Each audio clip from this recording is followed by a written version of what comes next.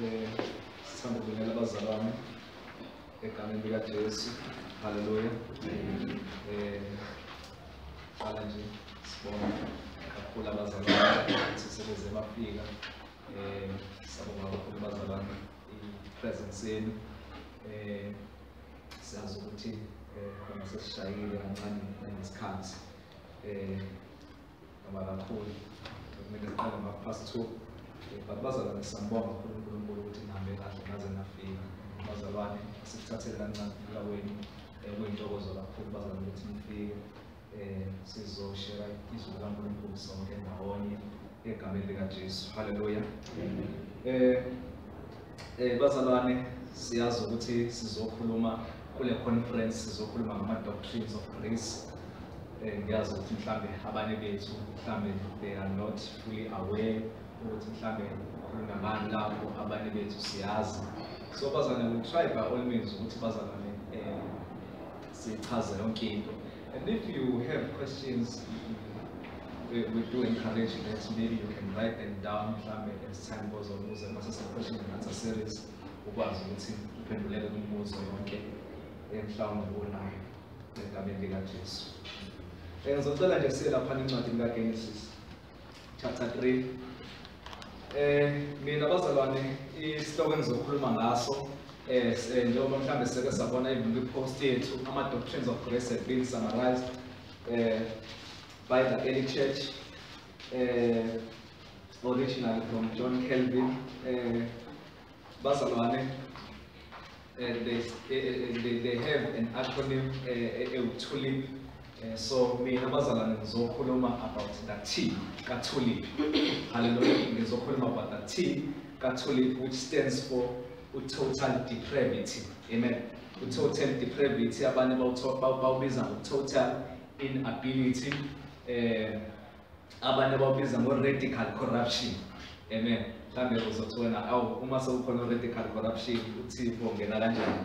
Bazalwane just nje indlela echaza igama leli ka total depravity, which says radical corruption or total inability. Anyway of these three terms eyenza sense kuwena uvumelekile ukuthi ulibize ngapha. But bazalwane basically sizokhuluma about the total depravity of man. Amen. Kubalulekile ukuthi sikuchaze ukuthi sizokhuluma nge-total depravity of man. Amen. Mhlambe nje bazalwane mhlambe singa-summarize mhlambe ukuthi what exactly mhlambe in totality of ama-doctrines of grace, what exactly are we talking about? Bazalwane, we are talking about indlela uNkulunkulu asebenze ngayo, noma indlela uNkulunkulu asebenza ngayo ekusindiseni, haleluya, noma ekusindiseni umuntu ezonweni zakhe, noma umuntu ofile ezonweni zakhe. Amen. Sikhuluma nje ngalokho kuphela ukuthi uNkulunkulu yiphi plan aseka wayisebenzisa asikhombise yona ezweni lakhe asindisa ngayo umuntu ezonweni zakhe. Amen. That's just a summary of the whole TULIP. Amen. So sizovula laphana kuGenesis chapter 3, siphinde futhi sivule laphana kuRomans chapter 5. Asizoqala lapha kuGenesis chapter 3. Well, maningi bazalwane ama-scriptures esizodlula kuwona, but I will try ukuthi amanye ngiwasho, mhlawumbe you can just write them down, mhlawumbe noma sesingasayanga kuwona kangako.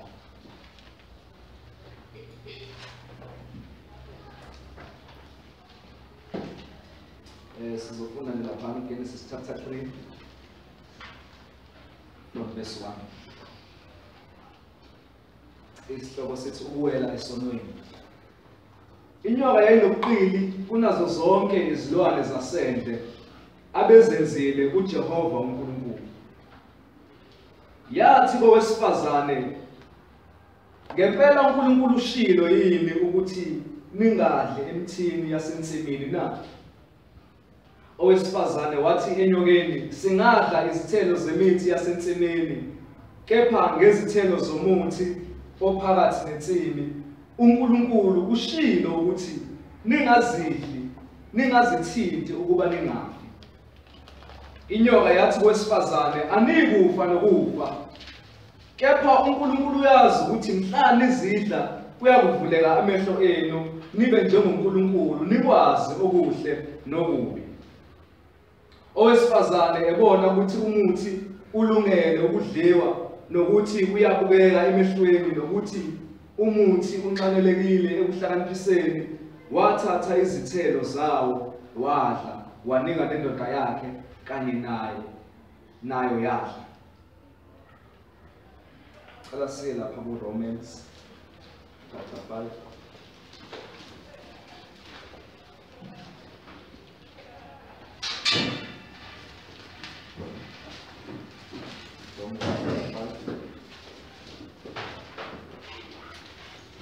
Sizoqala nje lapha ku-verse 12.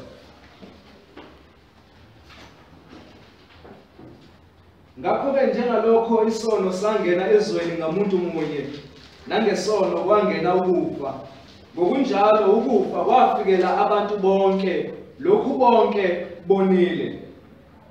Ngokuba isono sasikhona ezweni kungabibikho umthetho, kepha isono asibalelwa ungekho umthetho.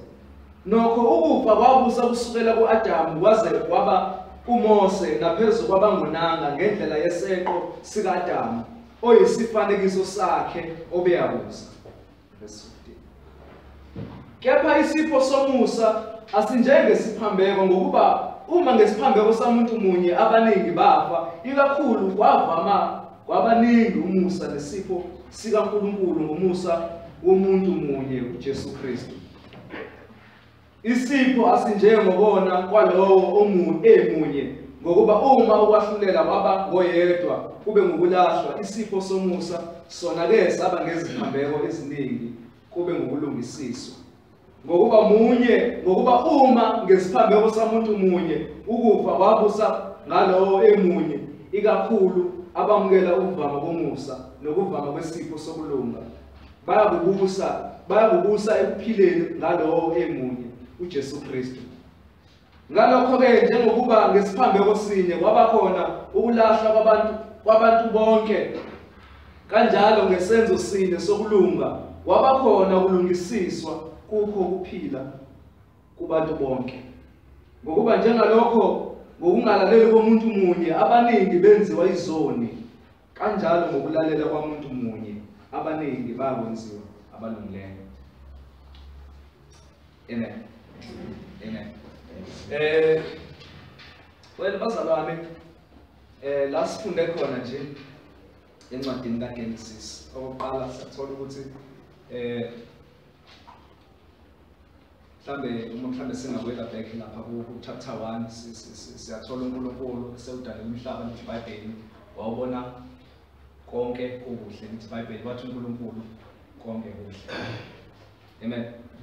Abazalwane, ku-chapter 3 sithola la khona abazalwane kwenzeka khona ifoni yomuntu noma ukuwa komuntu.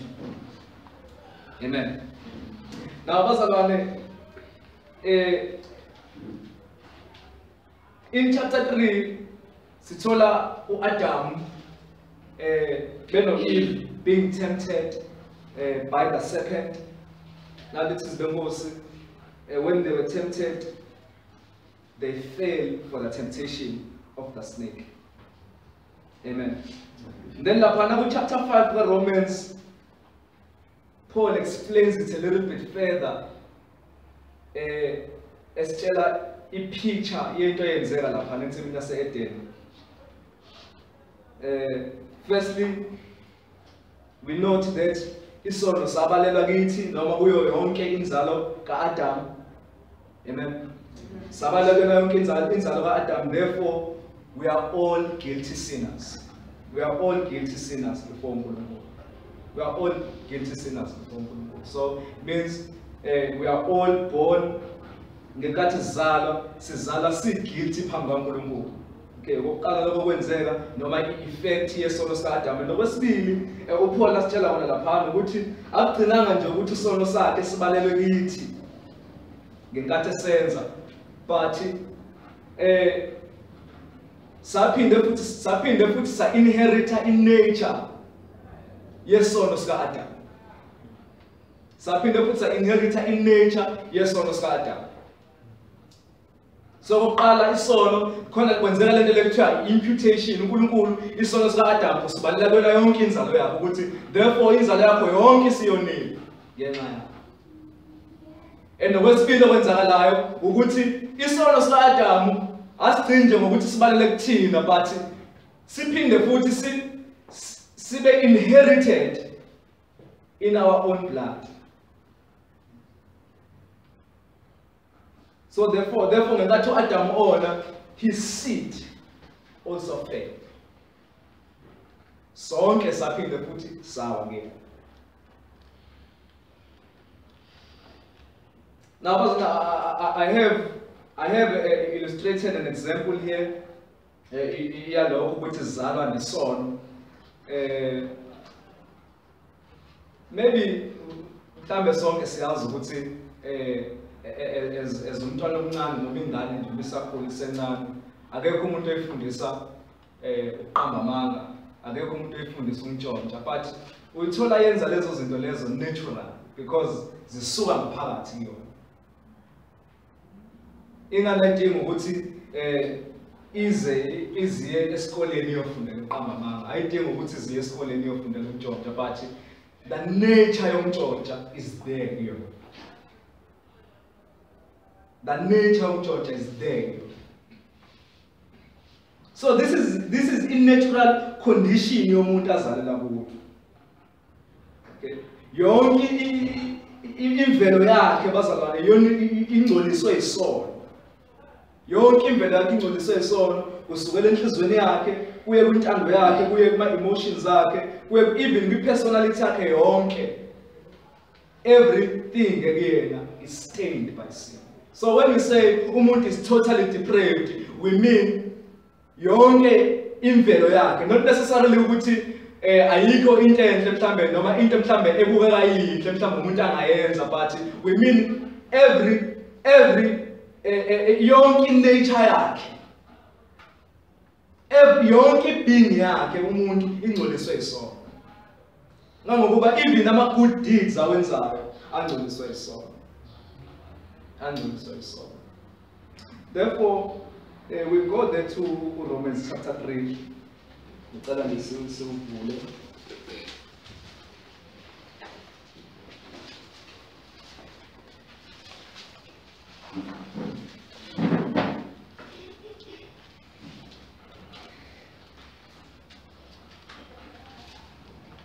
Romans chapter 3. Just now. Unjani kanti siyabadlula na? Qhana kanye ngokuba bese sibamangalele abaJuda namaGreki ngokuthi bonke baphansi kwesono. Njengokuba kulotshiwe ukuthi akakho olungileyo, akakho noyedwa, akakho oqondayo, akakho ofuna uNkulunkulu. Bonke baphambukile, baphenduke imbuqa bonkana. Akakho owenza kahle, akakho noyedwa. Umphimbo wabo uyiliba elivulekileyo, ngezilimi zabo bayakhohlisa. Isihlungu sezinyoka siphansi kwezindebe zabo. Umlomo wabo ugcwele ukuthuka nokubaba, izinyawo zabo zishesha ukuchitha igazi. Incithakalo nosizi kusezindleleni zabo. Indlela yokuthula abayazi. Ukumesaba uNkulunkulu akukho phambi kwamehlo abo. Amen. Nabaza la ku-verse 9 uma ethi kunjani kanti siyabadlula na ukhuluma ngabo amaJuda ukuthi are they better than the Gentiles abezizwe? Sethi qhanga kanye ngokuba bese sibamangalele abaJuda namaGreki ngokuthi bonke baphansi kwesono. Bonke baphansi kwesono. What does that mean? Bonke baphansi kwesono. Uthi bonke bazalelwe esonweni. Bonke bazalelwe esonweni, bonke bazalelwe kwimvelo yobubi. Akekho okubona ulungile. Uma eqhubeka uthi akakho olungileyo, akakho noyedwa. Ubabuyisela back la kwi-context yamaJuda ukuthi amaJuda they thought they were better because they had the law, but uthi empeleni kahle kahle they are actually the same as ama-Gentiles because nabo bazalele kusona lesono lesi ama-Gentiles azalele kuso. So he says there's no one who's righteous. There's no one who's righteous. uthi akakho noyedwa, akakho uqondana, akakho ufuna uNkulunkulu. But this is the natural or condition lena sonke sizala la. Sonke sizala singalungile, sonke sizala singaqondi, sonke sizala siphambukile, sonke sizala futhi singakufuni futhi ukwenza okuhle. So as a result ayikho into perfect emvelweni yomuntu. uNkulunkulu amdala. uNkulunkulu umdala perfect, but through isono somuntu oyedwa, isono sangena kona wonke umuntu. As a result, the whole human race yawela isono.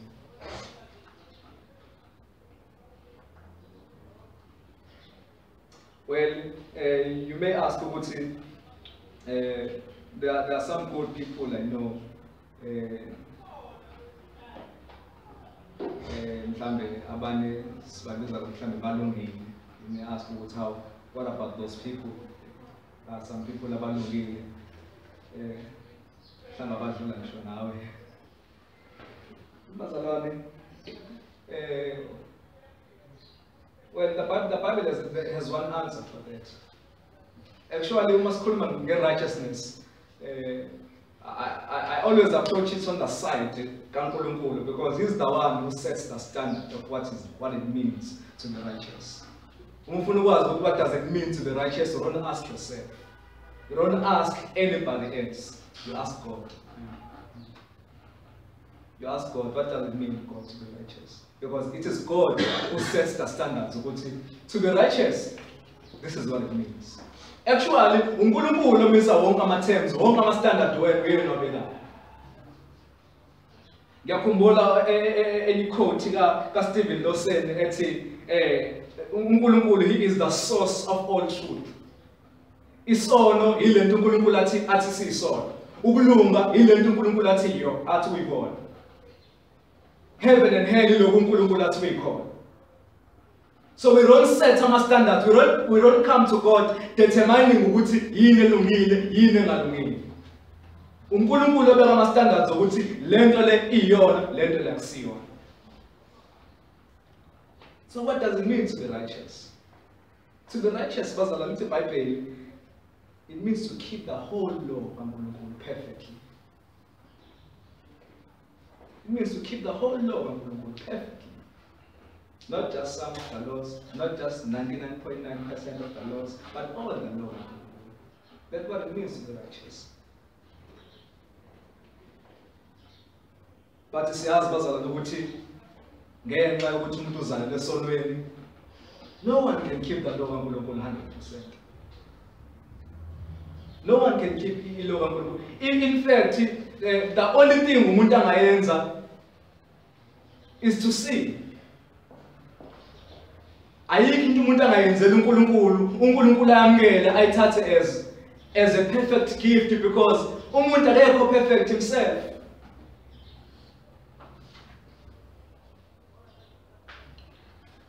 Ayikho into ongezana uNkulunkulu uthi le uNkulunkulu le ifanelekile ukuthi uyamkele. Asikho isenzo esihle ongathi wena lesi uNkulunkulu ungangifakeli lesezulwini lesenzo lesi kube ngempela necala.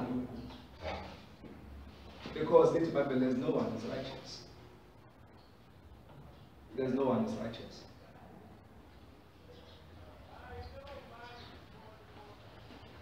Let's say that from 2 Corinthians chapter 4.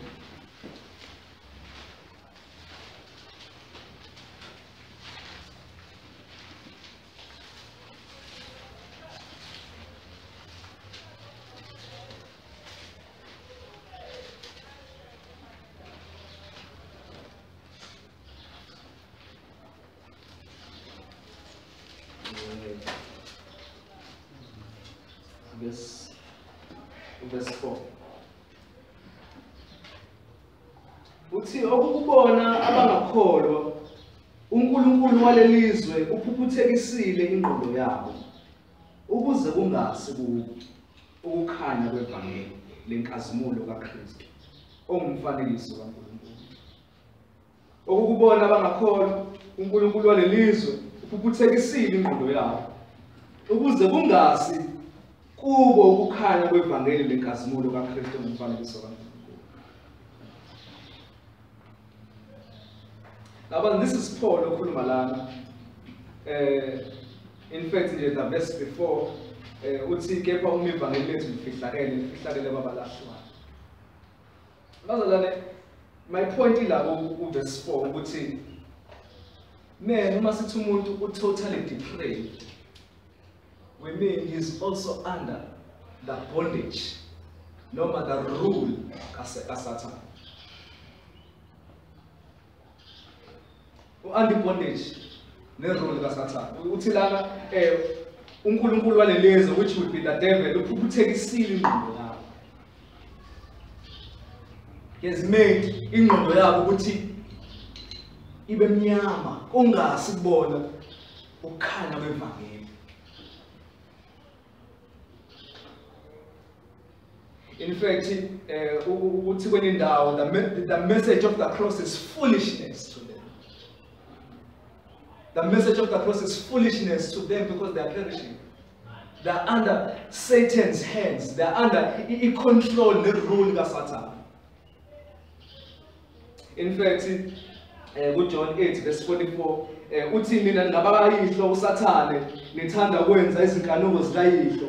Yena wayengumbulali wabantu wasekuqaleni, akeme eqinisweni ngokuba iqiniso lingekho kuye. Nxa ekhuluma amanga ukhuluma kungokwakhe, lokhu engumqambi manga noyise wakhe. What does Jesus Christ say here? These are the words akhuluma uJesu ewakhuluma abaFarisi ababefuna ukumbulala and bengakhona wena. Uthi bona mina ngabakayihlo uSathane. Mina ngabakayihlo uSathane ukhuluma nawo because they refuse to believe in him.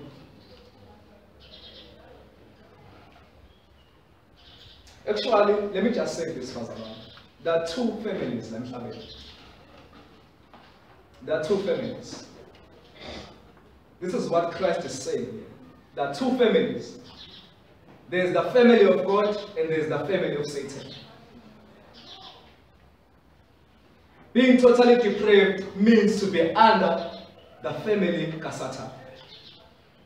It's either you are under God the Father or you are under Satan the Father.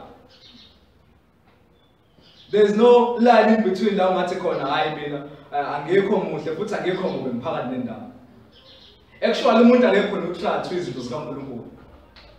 It's either inhliziyo yakhe ithanda izinto zikaNkulunkulu noma inhliziyo yakhe ithanda izinto zikaSathane. There's no line la in between lapho ungathi khona hayi mina in between anginendaba noNkulunkulu anginendaba noSathane angikholwa wena ubili. In fact ithi iBhayibheli ungakholwa uNkulunkulu kodwa uSathane. Okanye indirectly you are under Satan's rule because it's Satan who turns us into atheists. So there are only two families. There's the family of God and there's the family of Satan.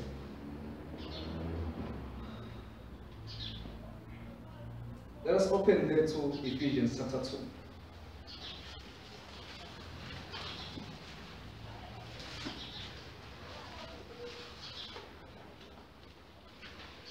Ephesians chapter 2.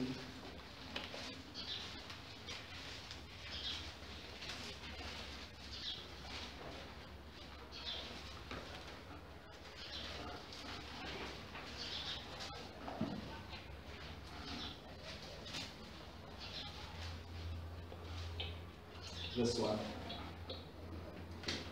Uniphilisile nani enanifile ngeziphambeko nangezono zenu.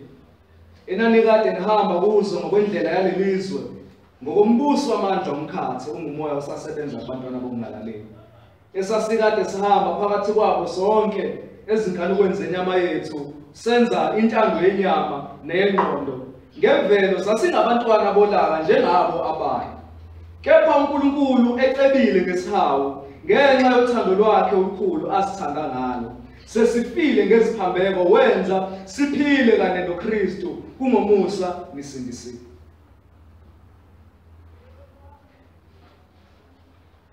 Now bazalwane, we get something here, a short point. It gives us another idea of what does it mean to be totally depraved. Uma eqala nje uthi uniphilisile nani enanifile ngeziphambeko nangezono zenu.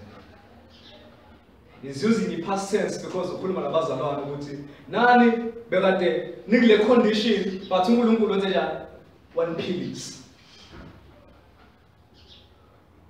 Uthi uniphilisile nani enaniphile ngezono nangeziphambeko zenu. So to be totally depraved, what it means to be dead in sin. It means to be dead in sin. Actually, in this world, bazalwane, we have people who are dead in sin and people who are alive, who have been made alive by God. You are either dead in your sins or living for righteousness. So, wonke umuntu umeqhubeka lana uzivezela something uthi ena nikade nihamba kuzo ngokwendlela lelizwe ngokombuso wamandla omkhathi still witnessing lento kade show Jesu ukuthi besikade siphila under i-rulership kaSathane uthi ongumoya sasebenza abantwana bomngalaleli uthi sasikade sihamba phakathi kwabo sonke ezingalukwenza inyama yethu senze intando yenyama nengqondo ngemvelo sasingabantwana bolaka njengaba bantu uthi ngamanye amazwi this was natural kuthina ukuthi uNkulunkulu asimfuni okanye we are set to izinto eqondene nezinto eqondene noSathane noma eziphambene noNkulunkulu.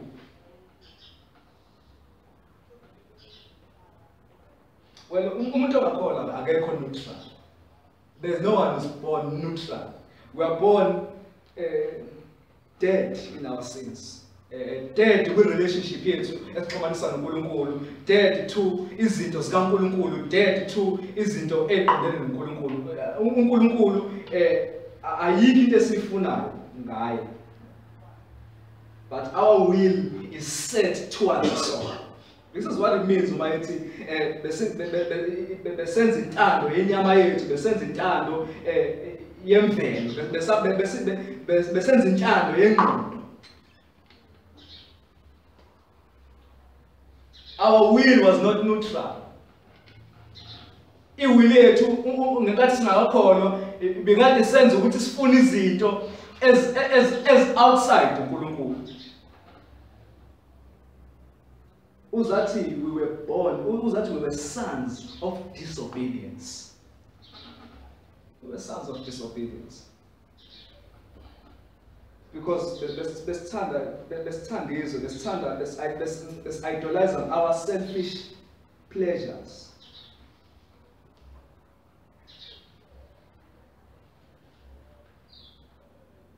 And what's better? Besandulaka kaNkulunkulu besingabantwana bolaka kaNkulunkulu.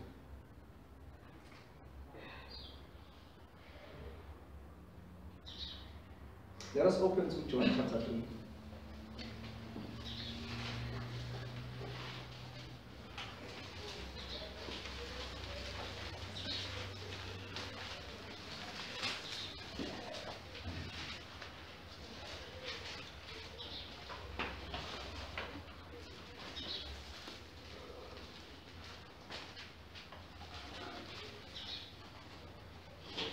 John chapter 3, verse 19.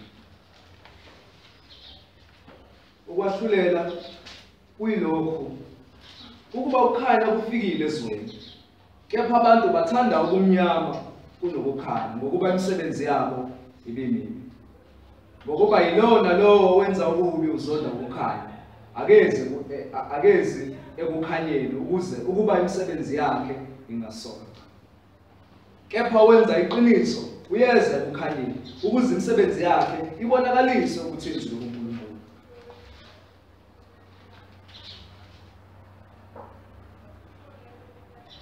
Na bazalwane, yebo Jesu ukhuluma metaphorically indaba yentoza yokukhanya nobumnyama. He's symbolizing himself as the light, and the light did come into the world, but people loved darkness rather than light. I noticed that they loved darkness rather than light.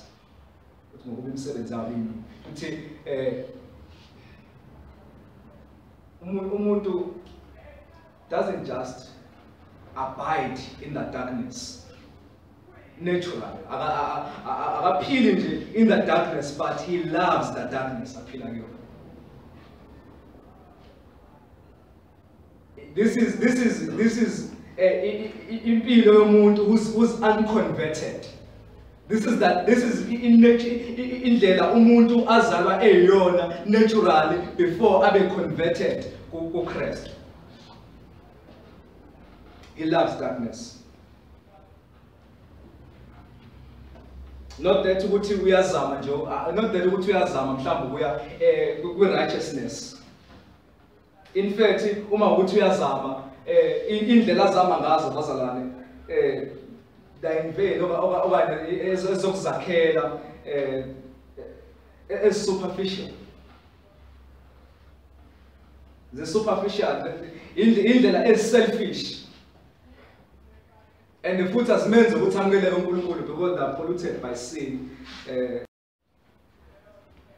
So the superficial. So man loves darkness. That is what it means, but I'm about totally depraved.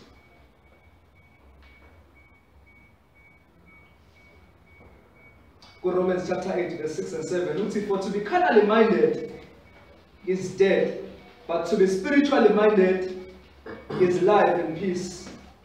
Because is enmity against God, for it is not subject to the law of God, nor indeed can be. That is Romans 8, Romans 8, verse 6 and 7. Ukunaka kwenyama kungukufa, kepha ukunaka kukamoya kungukuphila nokuthula. Ngokuba ukunaka kwenyama kungubutha kuNkulunkulu, ngokuba kuwuthobela umthetho kaNkulunkulu, yebo futhi kungekwenza. Now in kuleli verse we have a statement and the reason for the statement. I wanted to say something about mhlawumbe masingaqhubeka like 10 bazalwane umuntu loves darkness okanye loves condition akuyona, not that ukuthi mhlawumbe uyazama mhlawumbe ukuphuma okanye mhlawumbe une-will mhlawumbe mfunayo uNkulunkulu. uPaul usinikeza a statement and a reason for a statement ukuthi ukunaka kwenyama kungukufa. Okay, the condition yethu sonke lesizala kuyona, you know that. Uthi la ingqondo yethu is set ngenkathi sizala is set on the flesh. Okay, it is set on the flesh, and uthi result yalokho ukufa, both physical and eternal destruction of the soul. Noma ithi ukunaka kwenyama kungukufa, ukhuluma both physical and eternal. The moment you are setting your mind on the things of the flesh, that would lead to death or the final destruction of your soul, condemnation, destruction. Okay, that is a statement. Now it gives a reason for that statement. Why ukunaka kwenyama kungukufa. Okay. Uthi ngoba ukunaka kwenyama kungubutha kuNkulunkulu. Then iyachaza ukuthi ubutha kuNkulunkulu buvezwa yini. Ngokuba akuthobeli umthetho kaNkulunkulu, yebo futhi kungekwenza. Ukunaka kwenyama kumele kufeni ngobani? Ngenxa ukuthi kuwubutha kuNkulunkulu. Ubutha kuNkulunkulu buvezwa yini? Buvezwa ukuthi akuthobeli umthetho kaNkulunkulu. This is a natural condition umuntu on the flesh cannot please God. Why? Because he does not submit to the law of God.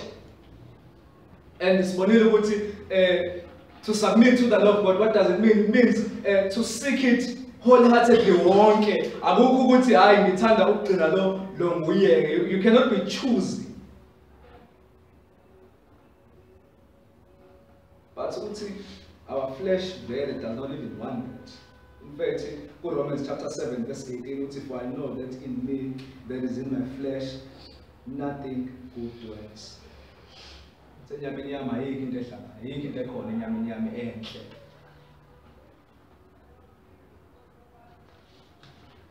that is why Why? Because there's nothing good dwelling in the flesh. You want to live according to the flesh, when the only thing you can bring is corruption in the flesh. In fact, sonke we were heading there, bazalwane.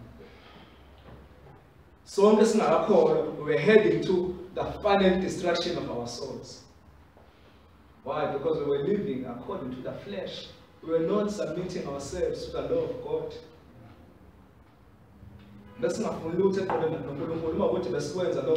all in pretense and in vain and superficial.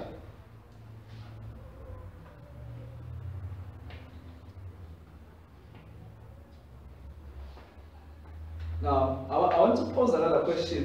Why is nothing good dwelling in the flesh? Why is nothing good dwelling in the flesh? Why is nothing good dwelling in the flesh? Well, I think I've already answered one. Well, I came up with two reasons, but the first one said the flesh does not submit to the law of God. The flesh does not submit to the law of God. And it cannot.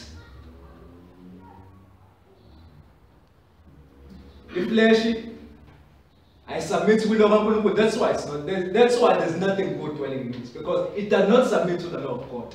And to break one law of God, so you break another. So therefore, there's nothing good dwelling on the flesh.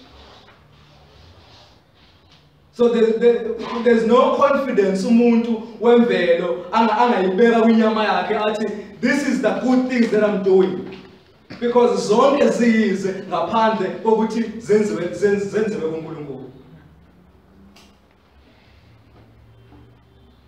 So that is the first reason. Uthi the flesh does not submit to the law of God, and it cannot. Imvelo umuntu ayifuni iyenqaba ukuthobela umthetho kaNkulunkulu.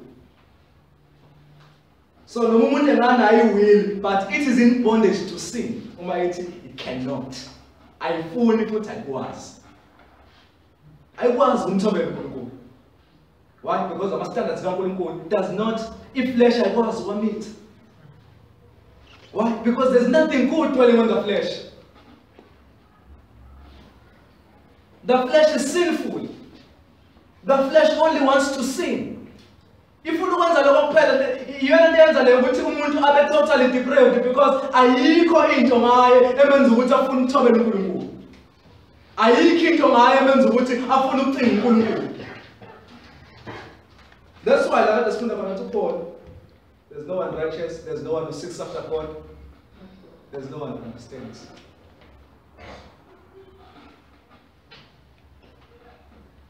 So yabona ukuthi manje we are actually now getting practical. There's no one who does good. Because men in the flesh cannot do anything good. Not that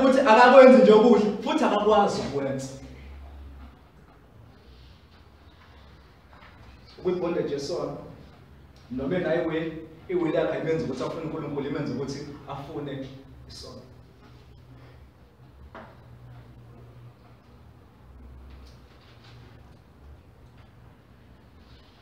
So inature yethu ayivumi ukuthi naturally ayivumi ukuthi simfune uNkulunkulu futhi ayikwazi. That is the first reason why there's nothing good dwelling on the flesh.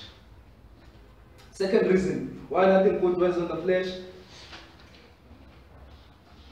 Let us open the book Galatians chapter 5.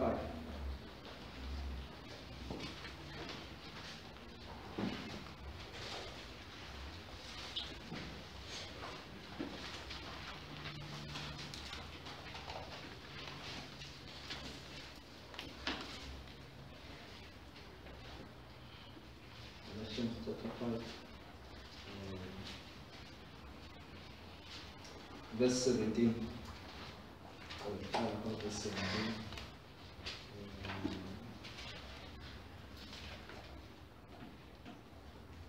Ngokuba inyama ikhanya okuphambene nomoya, kepha umoya ukhanya okuphambene nenyama, ngokuba lezi zinto ziyamelana ukuze ningenzi lokho enikuthandayo.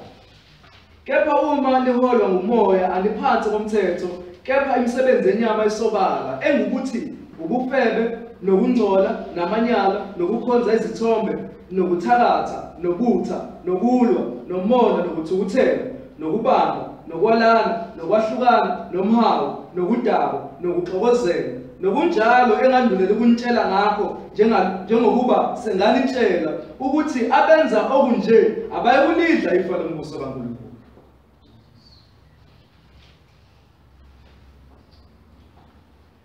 Mhlambe before mhlambe singene lapha kuleya list yemisebenzi yenyama, I know ukuthi ngiqale verse 17 lapho na uPaul efaka khona nendaba kaMongcwele ukuthi umoya wethu khona okuphambene nenyama. But this is only true of a Christian, where there's a battle inside.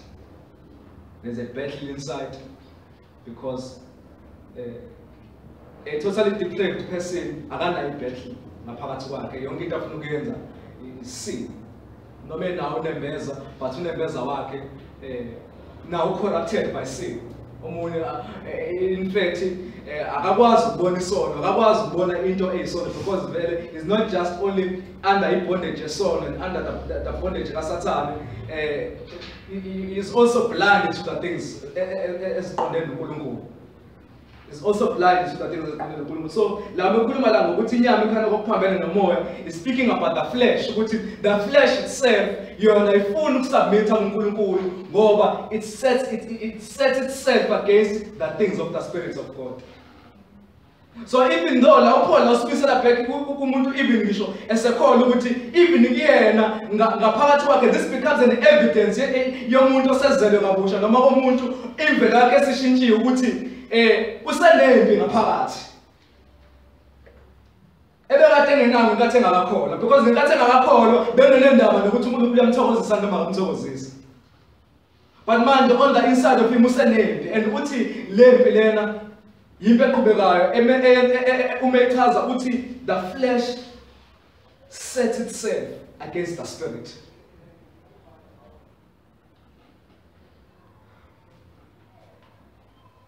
Okay, that's another reason why there's nothing good dwelling on the flesh. But umaqhubeka uthi lapho ku verse 19 mhlawumbe masingabheka khona uthi kepha imisebenzi yenyama isobala engukuthi nayo names la ilist lana yezinto eproduced inyama. Okay.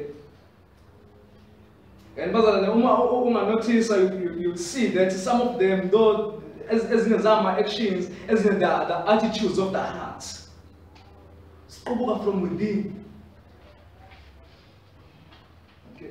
Like uma notice lapha uma mhlawumbe sinako kuyona list uthi ubufebe nokungcola namanyala nokukhonza izithombe nokuthakatha nobutha nokulwa nomona nokuthukuthela nokubamba. Yabona ukuthi manje usebala izinto ama attitudes of the inside uthi nokubamba nokwalana nokwahlukana nomhawu nokudaba nokuxokozela. Ezinto kunjalo engandule ukutshela khona njengalokho sengamtshela ukuthi abenze unje abayikulidla ifa sakho.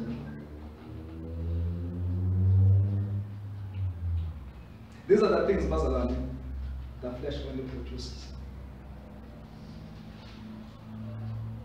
It cannot submit to the holy law of God. It cannot produce law. It can only produce law of phambene in terms of ongcwele.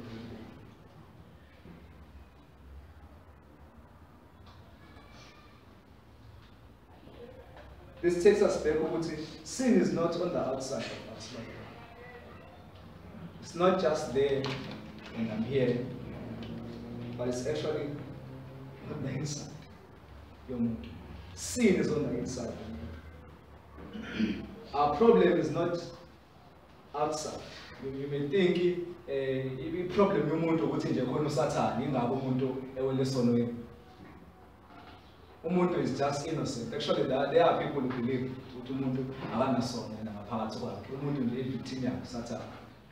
In fact, it's amazing ukuthi even in the church there are people who teach that. Our problem is just Satan. Even izinto izinto ezibiza ngesono zikhonza kuSathane. It's the Satan that needs to take the blame, not our sinfulness. That's why uzozwa in some churches no, the only reason uhlasela ingane it's because Satan, yeah. phonse ingane wena. As though usathanda ukwazi ukuphonsa isono from the outside asifake kuwena noma kwenza ukuthi ucabange ngaso. That's not true. Sin originates from the inside of you.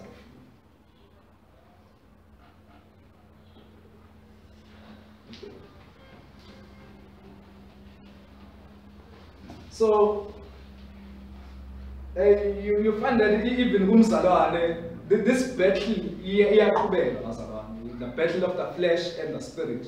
But umehluko into enza ukuthi umuntu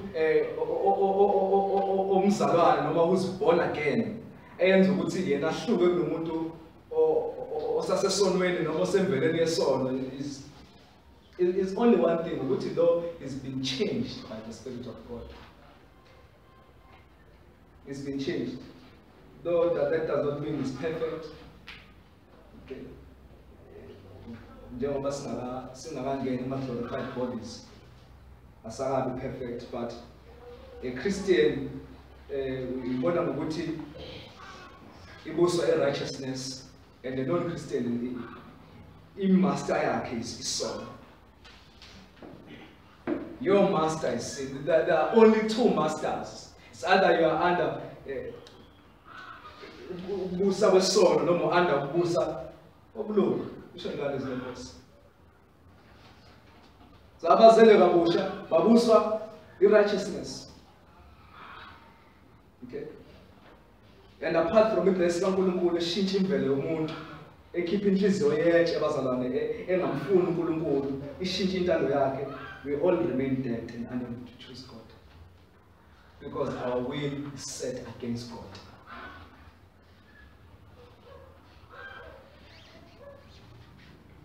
Why?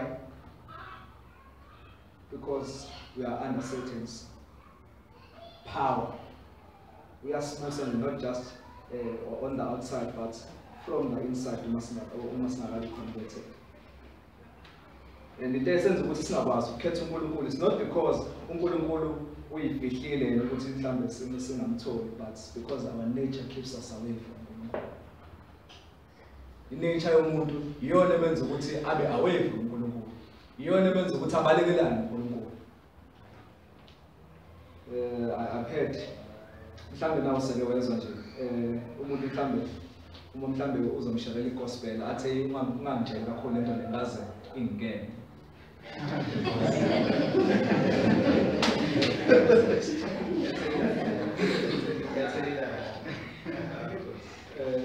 I've actually had some comments kanjalo la ngisebenza khona. Umuntu uzomshalela igospel athi ngaze ngingene lento le ngiyabona ukuthi ngiyayibeka kodwa manje ngaze ngingene. So yabona ukuthi God is more willing to save people than people are willing to be saved. They run away from uNkulunkulu until uNkulunkulu aze ashintshe inhliziyo zabo, aze abagrebe. They will not come. Yeah. Actually, I've actually written a quote here by John MacArthur. There are actually two religions. There are only two religions. A religion yomuntu lapho nezama khona ukuza uNkulunkulu, but ngendlela yakhe umuntu. The person umuntu uyena set ama standards ukuthi ngizoza kanjani uNkulunkulu. And then the second religion is where uNkulunkulu ebeke khona indlela ukuthi yena ufuna ukuthi kuzwe kanjani kuyena. Okay. And leyo ndlela leyo bazalana ayikho ngaphandle kaJesu eshintsha nature yethu esenza sibe basha. Okay. If you are not willing to submit to the authority kaJesu, if you are not willing to submit and deny everything, it may mean that you are still under this depravity. I want us to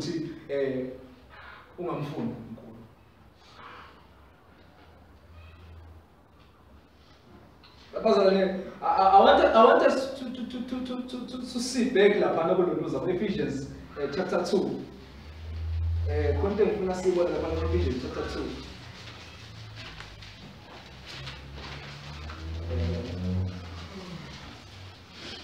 uvesi wamakhona uma ethi uniphilisile nani nanifile ngeziphambeko nangezono zenu. It is only God who can convert us. That is what I wanted to say. It is only God who can raise us up from the dead. Actually, uma lithi iBhayibheli sasifile ngeziphambeko zethu, there was nothing we could do. Njengoba sesibonile ukuthi uma singakholwa sisaku nature yethu yokungakholwa, the only thing you can do is to sin. Actually, ayikho into ongayicontribute ku salvation yakho except isona esenze ya necessary ukuthi usindiswe.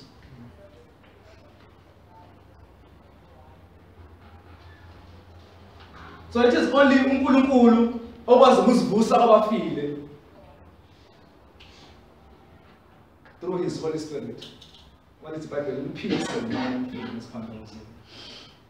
It's God, it's only God who can raise a heart of a sinner and makes that heart seek after him.